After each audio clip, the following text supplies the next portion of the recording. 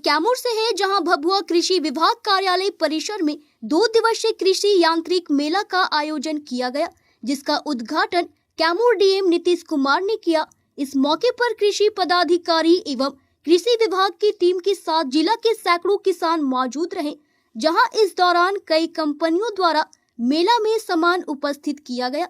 इस दौरान डीएम नीतीश कुमार ने कहा कि आज 2 दिवसीय कृषि यांत्रिक मेला का उद्घाटन किया गया है, जिसमें आए किसानों को सलाह दिया गया है कि वह सरकार के द्वारा चलाई जा रही योजनाओं का लाभ ले और अपनी आमदनी को बढ़ाएं। इसके साथ ही पराली प्रबंधन को लेकर भी एक महत्वपूर्ण जानकारी दिया गया है कि इससे संबंधित आवश्यकता पूरा कर लिया गया है। जरूरत पड़ी तो सरकार से और मांग किया जाएगा। किसानों के लिए मैसेज है कि जो नवीनतम तकनीक है, सरकार की यही मंशा है कि किसान उसको अपनाएं और अपनी आमदनी को बढ़ाएं। इसके साथ साथ एक और हम लोग का फोकस है, सरकार विशेष रूप से योजनाएं चला रही है पराली प्रबंधन के लिए, जो यंत्र बांटे जा रहे हैं स्पेशल कस्टम हायरिंग सेंटर के माध्यम से। तो उसका जैसा कि जिला कृषि पदाधिकारी ने बताया कि उसका टारगेट अचीव कर लिया गया है।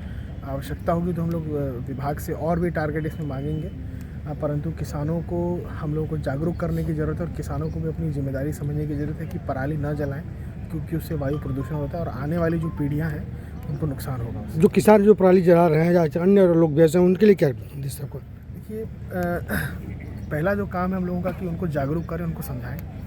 उसके बाद सरकार से जो निर्देश प्राप्त है उसमें प्रमुख रूप से पहला है कि उनको सरकारी योजनाओं का लाभ नहीं देना है, उनको उससे वंचित रखा जाना है। फिर भी अगर नहीं मानते तो फिर वैधानिक कार्रवाई करनी है। तो सबके लिए, सबके हित में है कि पराली न जलाएं किसान, और जो पराली प्रबंधन के लिए जो जागरूकता करनी है वो कृषि विभाग करेगा। हमने डीओ साहब को भी बोला है कि पंचायत जा करके किसानों के साथ वार्ता करें, विमर्श करें। कृषि विभाग की करीब हर योजना में विमर्श के लिए, परामर्श के लिए कंपोनेंट रहता है और उसका फंड भी रहता है, तो उसका सदुपयोग हो और उसकी प्रॉपर मॉनिटरिंग। कितने प्रकार का यंत्र यहाँ पे रखा गया है सर किसानों के लिए? हमको लग रहा है 91 प्रकार के यंत्र तो योजनाओं में हैं।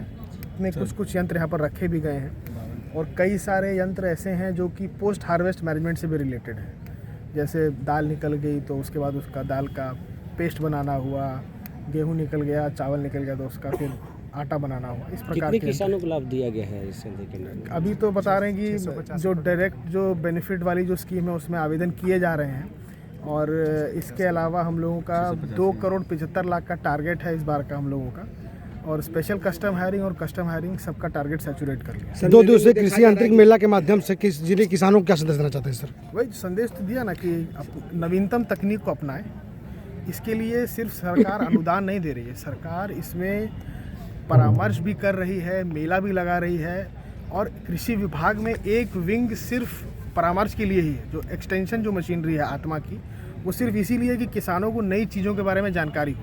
अब हम लोग जब क्षेत्र भ्रमण निकलेंगे तो पता चलेगा कि कितना काम हुआ है। सर इसमें देखा गया प्लीज किसान कैमूर से ब्रजेश दुबे की रिपोर्ट।